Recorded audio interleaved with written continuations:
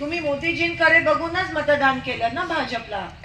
महाराजांना काय केलं महाराजांनी? असं होतं, मुखवट्याकडे बघून फसलात तर नुकसान आपला होतो आणि काम करणारी लोक मागे राहतात. तुम्ही कामाच्या आधारावर जेव्हा जेव्हा मतदान केलं, शिंदे साहेबांनी कधी जात पात धर्म केला नाहीये, ही वस्तुस्थिती आहे. पण तुम्ही त्यांना केलं ना मतदान? तुम्हीच केलं ना? का केलं? शिंदे साहेबांनी एवढे वर्ष मतदान का केलं? का? काम करतात म्हणून.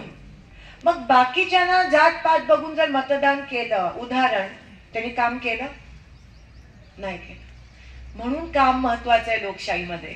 जे तुम्हाला जात पात धर्माच्या विळख्यात अडकवून मतदान करण्याच्या प्रवृत्त करतात ते लोकशाहीच्या विरोधात असतात आणि त्याच्यामुळे नुकसान आपला होतो, त्यांचा फायदा होतो. पण हे आपल्याला दिसत नाही.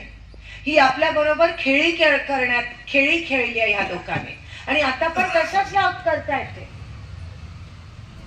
लोकांमध्ये भांडणं लावून तेढ निर्माण करण्याचा प्रयत्न.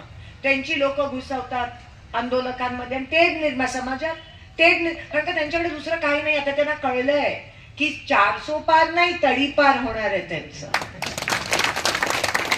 आणि म्हणून कदाचित त्यांना ठिकठिकाणी उमेदवार मिळत नाहीयेत आणि म्हणून अटक करतात, म्हणून सील करतात.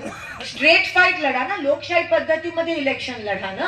ही पद्धत कोणती आहे? जेव्हा तुम्ही असं करता म्हणजे तुम्ही घाबरलात, म्हणजे तुमच्या पायाच्या खालची जमीन सरकली आणि हे सगळं तुमच्या समोर येणं गरजेचं आहे. म्हणून आज आम्ही आलो.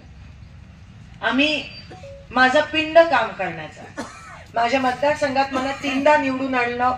मी जात पात मानत नाही राजकारणात, मी काम मानते आणि म्हणून माझ्या मतदारसंघाने मला साथ दिली. जसं मी म्हणाली, आम्ही तुमच्या सोबत उभे नाही राहिलो आज तर कोण राहणार तुमच्या सोबत? आणि ही लढाई माझी एकटीची नाहीये, ही आपली सगळ्यांची लढाई आहे. ही शेतकऱ्यांची लढाई आहे. ही दरासाठी, पाण्यासाठी, रोजगारासाठी, रस्त्यासाठी लढाई आहे. आणि बघा, मी दुसऱ्यांच्या मतदारसंघात नाक खुपसत नाही. मी माझा मतदारसंघ सांभाळते. पण दुसऱ्यांनी कामच जर केलं नाही तर मग कसं सोडणार? तुमच्यासाठी लढतोय.